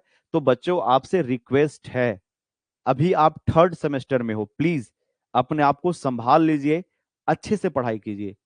फोर्थ सेमेस्टर में जैसे बात लगना चाहिए दिल पे जो अभी हम बोलने जा रहे हैं। आप 1500 से 2000 में एक जींस या कपड़ा भी खरीद सकते हो, वो 6 से 8 महीना चलेगा। सबसे बेस्ट इन्वेस्टमेंट होता है वो पढ़ाई पे होता है। आप घर से पैसे लेकर, ऐसा भी बच्चा होता होगा जो कोर्स परचेज नहीं करता होगा, वो 2010 से 15 दिन में चला जाएगा। लेकिन क्या मिस्टेक जो तुम किए हो कोर्स परचेज नहीं करके या पढ़कर नहीं, पढ़ाई नहीं किए हो, तो इसका तुमको जो जो जो रिफ्लेक्शन है वो तुमको 1-2 साल बाद पता चलेगा कि काश उस समय जीन्स ना लिए होते। ठीक है, फोन में पैसा ना बर्बाद करके खुद के ऊपर अगर इन्वेस्ट किए होते तो ये सबसे बढ़िया इन्वेस्टमेंट होता। पहला चीज, पहले तो आप कोर्स परचेज करो, यहां करो या किसी भी इंस्टीट्यूट में करो, जिसका लैंग्वेज समझ में आता है वहां पढ़ो। सब टीचर ठीक है, कहीं पे कोई दिक्कत नहीं है, लेकिन कहीं ना कहीं सपोर्ट लो। जो जो चीज आप 6 दिन में 8 दिन में खुद से करोगे ना, वो टीचर के मदद से वही 2 दिन में कर लोगे। तो अगर आप चाहते हो कि कम समय में ज्यादा कुछ सीखें, तो आपको हम लोग का हेल्प लेना चाहिए। हम लोगों का कहने का मतलब है कि आप किसी भी इंस्टीट्यूट में पढ़ो, कोई भी कोचिंग में, जहां मन करेगा जो ठीक लगेगा वहां पढ़ो, लेकिन पढ़ो, इससे आपका फायदा है। 1500-2000 रुपया बहुत ज्यादा मैटर नहीं करता है। जिनका बात आपको ठीक लगे, जिनका मजा आए पढ़ने में, वही वही पढ़ा करो, ठीक है। लेकिन ये अपने फायदा होगा ना, आपका सेल्फ इन्वेस्टमेंट है, आपके ऊपर ये खुद का किया गया खर्च है, इससे बेहतर क्या हो सकता है? ठीक है, चलो आगे देखते हैं। कह रहा, the arrangement made to support an unsafe structure temporary is known as shoring, कहते हैं इसको। सोरिंग, अंडर पिनिंग, पाइलिंग, ये सब पढ़ा है। अंडर पिनिंग भी, लेकिन अंडर पिनिंग और पाइलिंग होता है वो परमानेंट होता है। ये पूछा है सपोर्ट अनसेफ टू टेम्पोररी, तो टेम्पोररी में आ जाएगा सोरिंग। जैसे कोई मान लो दीवार टूटने वाला है या दीवार नया नया है, तो साइड से जो ये इंक्लाइंड चीज देते हैं ना, इसी को बोलते हैं सोरिंग। पढ़ा है तुम लोग?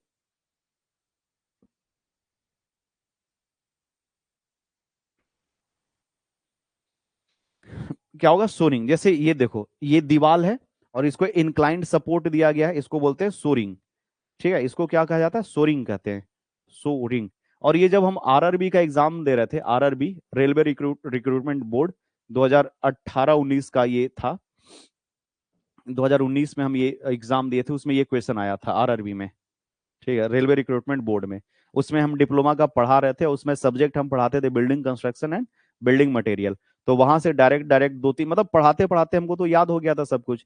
तो आरआरबी में जो क्वेश्चन पूछा था 2018-19 में, पढ़ा उसी समय से रहे थे, तो ये हमको याद है, ये क्वेश्चन पूछा था। और जस्ट हम एक दिन पहले ये टॉपिक बिल्डिंग कंस्ट्रक्शन और मटेरियल का पढ़ाकर अगले दिन एग्जाम देने गए, तो देखे सब क्वेश्चन वहीं से कुछ कुछ है, तो टिक मारते गए और हो गया था।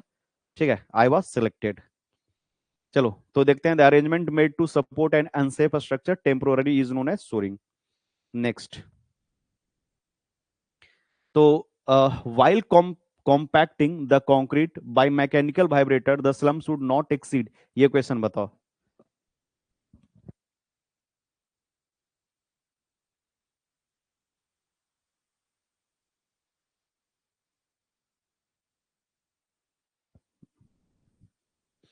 While compacting concrete by mechanical vibrator, the slump should not exceed, correct answer B, 50 से ज्यादा नहीं होना चाहिए। अभी थोड़ी देर पहले बताए थे 50 से ज्यादा अगर होगा तो आप मैकेनिकल वाइब्रेटर नहीं मैनुअल वाइब्रेटर यूज करोगे।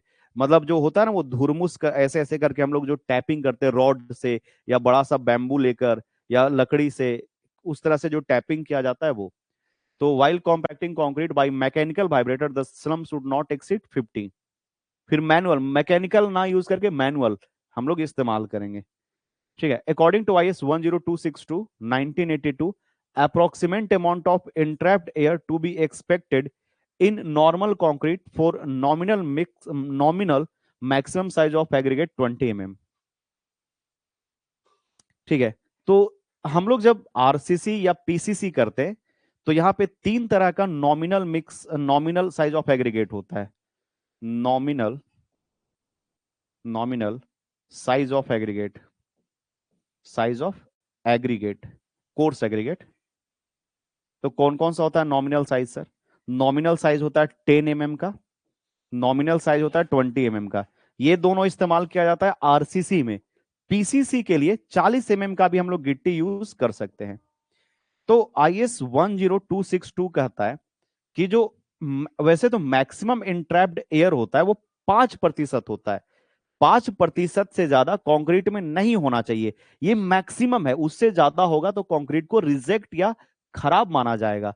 लेकिन according to IS 456 approximate amount of entrapped air, तो जो एयर प्रेजेंट होगा, air void, void present, present जो होना चाहिए, ठीक है, वो परसेंटेज में है। वो 10 mm के लिए बोलता है 1.5%, यानी 1.5% से ज्यादा नहीं होना चाहिए। 20 के लिए बोलता है 1%, एयर वॉइड 1% से ज्यादा नहीं होना चाहिए। और M40 के लिए ये IS कोड बोलता है 0.8%। तो ये 3% है M10, 20 और 40 के लिए। तो क्वेश्चन हमसे क्या पूछा है कि according to IS 10262 1982, approximate amount of entrapped air to be expected in nominal concrete for nominal maximum size of aggregate. यानी नॉमिनल साइज ऑफ एग्रीगेट अगर 10, 20 और 40 है तो 20 के लिए पूछा है, तो 1% इज द करेक्ट आंसर।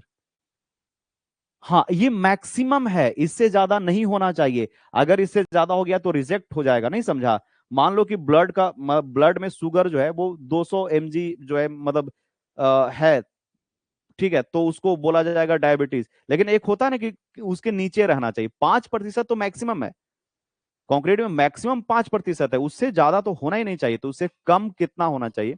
तो 1% होगा कब? जब 20 mm का रखेंगे तब। ठीक है, तो करेक्ट आंसर एक होगा। दो नहीं होता है, 1.5 होता है, 10 के लिए, 40 के लिए 0.8 होता है। Next, IS code has specified the full strength of concrete after, full strength concrete का कब मिलेगा? 28 days। The shuttering of hall measuring 4 metre into 5 metre can be removed after. यहां से वो ऑब्जेक्टिव आएगा बउआ।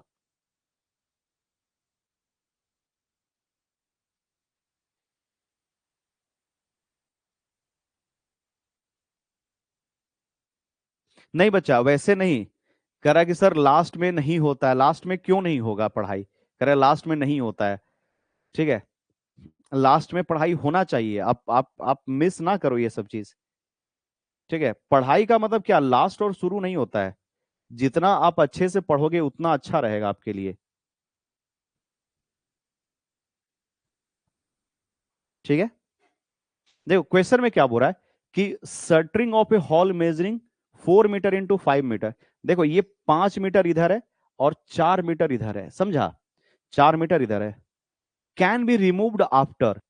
तो जब जब ये स्लैब ऐसा रहेगा, हाँ ध्यान से सुनिएगा, स्लैब ऐसा रहेगा तो इसके नीचे जो बीम देते हैं वो किधर से देना चाहिए?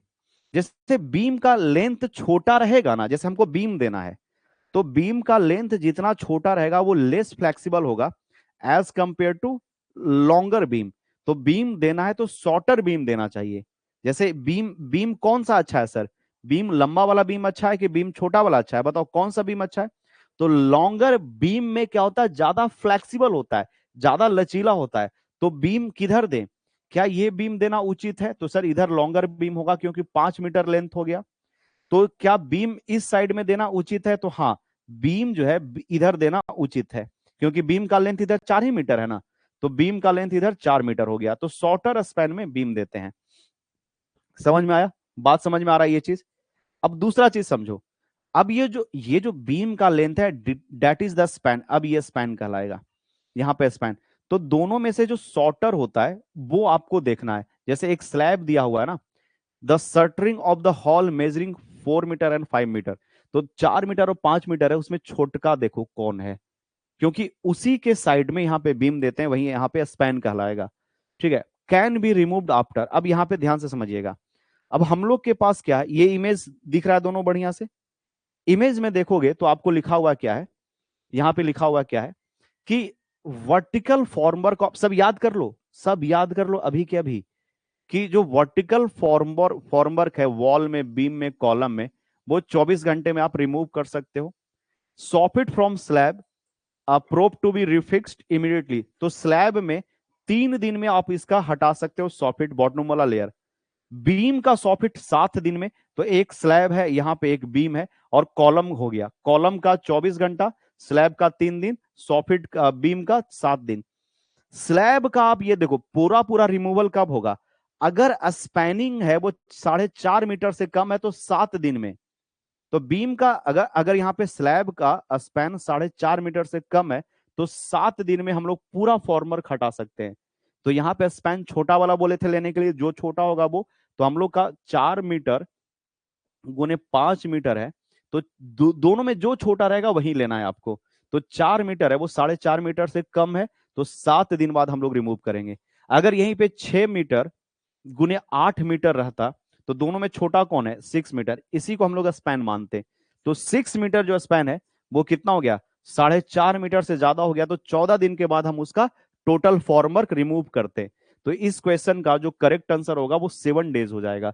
कि the shuttering of the hall, यानी पूरा का पूरा जो फॉर्मवर्क है जिसका साइज इतना है, वो कितने दिन बाद रिमूव करोगे, तो 7 डेज।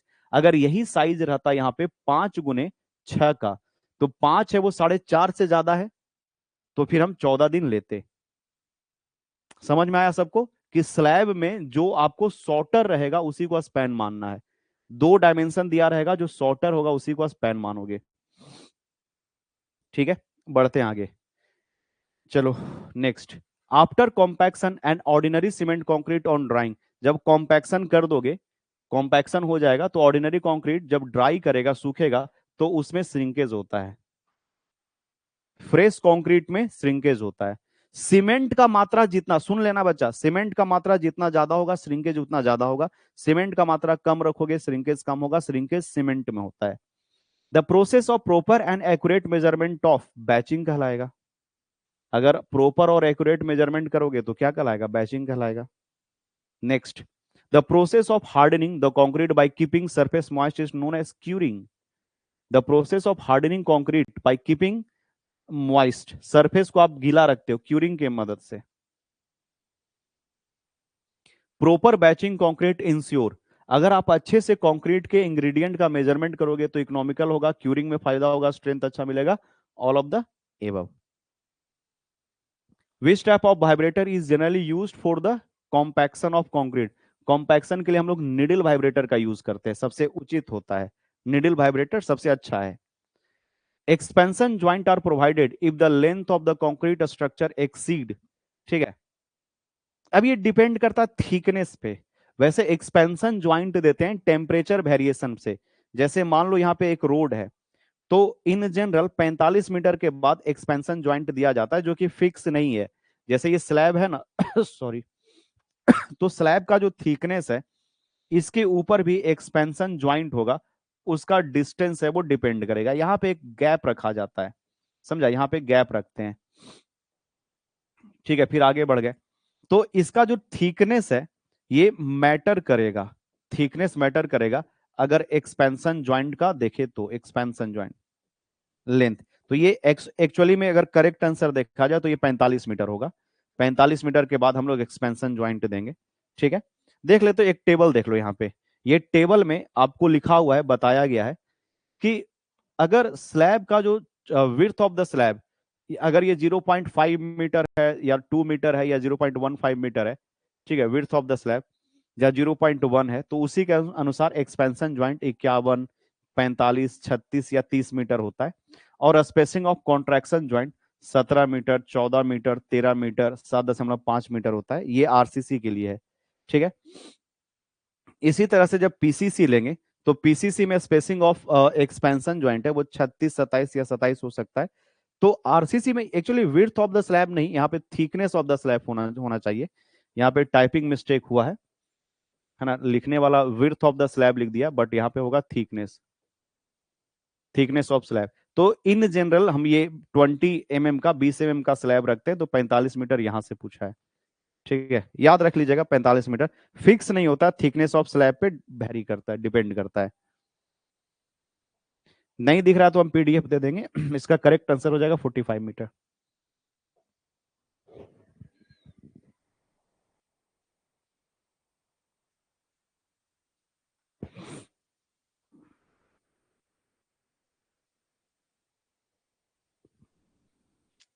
ठीक है। और ये दे देंगे तो ये आप एक बार रीड आउट कर लीजिएगा। The surface where two successive placement concrete meet. मान लो कि यहाँ पे एक ओल्ड कंक्रीट है ना, एक ओल्ड कंक्रीट है, और इसके ऊपर फिर हम लोग नया कंक्रीट बनाते हैं, तो वो ज्वाइंट क्या कहलाता है, कैसा ज्वाइंट होगा? यानी आज कंस्ट्रक्शन किए फिर रुक गए, फिर अगला कंस्ट्रक्शन शुरू करेंगे, तो वो क्या कहलाएगा, किस तरह का ज्वाइंट होगा?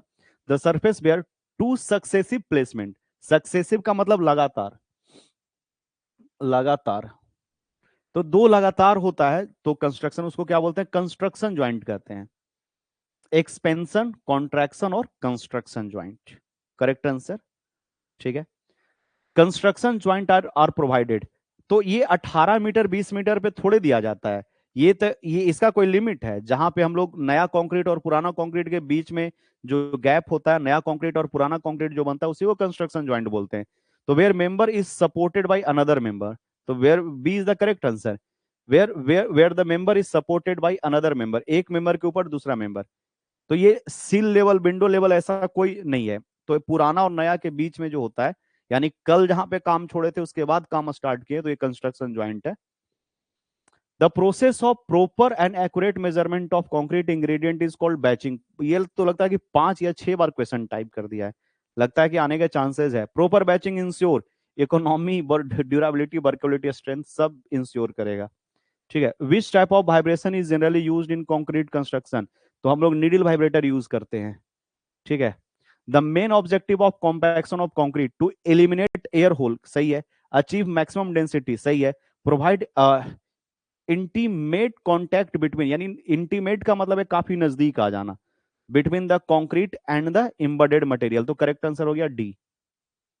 और है एक्सपेंशन ज्वाइंट आर प्रोवाइडेड, अभी हम लोग देखे थे एक्सपेंशन ज्वाइंट होता है वो 45 मीटर पे होता है, तो यहां पे हम लोग का पूरा पूरा खत्म हो गया, ठीक है। एक्सपेंशन ज्वाइंट होता है यहाँ पे, तो करीब करीब यहाँ पे अभी हम 96 स्लाइड है, तो 96 स्लाइड होगा तो 80 के आसपास ऑब्जेक्टिव था, यानी 80 ऑब्जेक्टिव अभी हम लोग किए हैं। अभी हम लोग को और 100 के करीब करीब ऑब्जेक्टिव और करना है, तो हम 2 बजे से अगला क्लास आपका ले लेंगे, ठीक है। 2 घंटे का गैप है, उसमें आप लोग ये पीडीएफ को एक बार देख लीजिएगा, हम व्हाट्सएप पे आपको भेज देंगे, साथ ही साथ ये ग्रुप में भी ऐड कर देंगे, यानी जो ग्रुप में कहने का मतलब है व्हाट्सएप ग्रुप में तो भेज ही देंगे, और इसके अलावा हम आपको सेंड कर देंगे एप्लीकेशन पे, ठीक है, जीआरएस का जो एप्लीकेशन है वहां पे भी आपको मिल जाएगा, ठीक है। Okay sir. नहीं नहीं, अभी सब्जेक्टिव का नहीं करवाएंगे, सब्जेक्टिव आप खुद पढ़ो, इंपॉर्टेंट टॉपिक तो बता ही दिए हैं। कुछ टॉपिक लिखोगे आप लोग, कि जैसे मान लो कि सर हमको कुछ टॉपिक बता दीजिए ना पढ़ने के लिए, लिखेगा टॉपिक, सिलेबस देख रहे हैं बच्चा, सिलेबस देखकर हम बता देते हैं कि कुछ टॉपिक है वो पढ़ लो, आपका आपके लिए ठीक रहेगा, लिखेगा कॉपी में।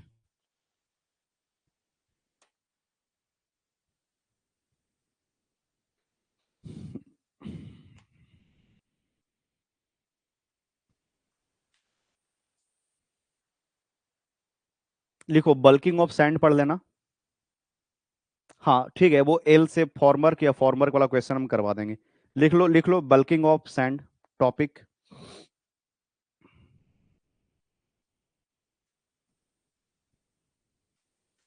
ठीक है। NDT test, non destructive testing of concrete.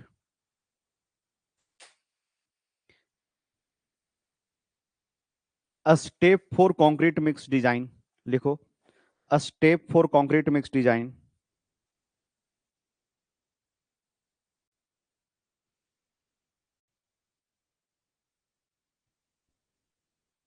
Types of joint in concrete, types of joint in concrete.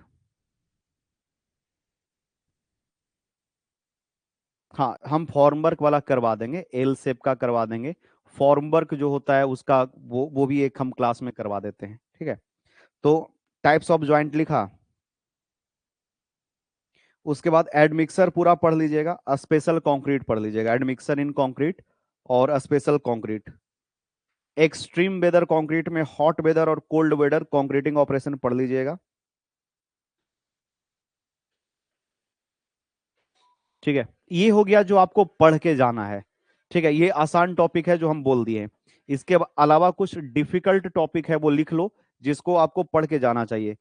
Crossing value, impact value और abrasion value of coarse aggregate, ये 3 टेस्ट देखो। उसके बाद आप सीमेंट का टेस्ट देख लेना, soundness test, initial setting time test, final setting time test, ठीक है। ये डिफिकल्ट टॉपिक में आ गया टेस्टिंग ऑफ सीमेंट और एग्रीगेट का, कोर्स एग्रीगेट का, एब्रेशन टेस्ट, इंपैक्ट टेस्ट, ये सब देख लीजिएगा, ठीक है। हाँ, अब ये ऑब्जेक्टिव पहले पहले हमको ऑब्जेक्टिव करवा लेने दो, अगला जो 2 बजे से ऑब्जेक्टिव हो जाएगा। फिर थोड़ा सा क्लास में हम आपको फॉर्म वर्क, यानी जो good quality of form work है उसका क्या होना चाहिए, और उसके अलावा जो फॉर्म वर्क है वो डिफरेंट फॉर्म वर्क वाला, यानी एल से वाला फॉर्म वर्क वाला, वो हम अगले अगले के अगले क्लास में करवा देंगे। कल एग्जाम है ना, ठीक है।